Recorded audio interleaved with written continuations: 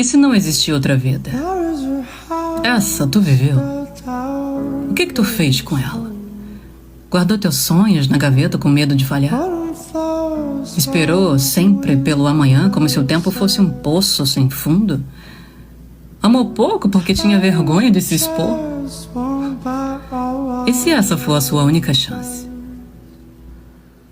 E cada riso que foi contido, cada abraço negado, cada palavra engolida que virou cicatriz, que ninguém vai apagar. A vida não é um ensaio, é estreia. E o palco fecha as cortinas sem avisar.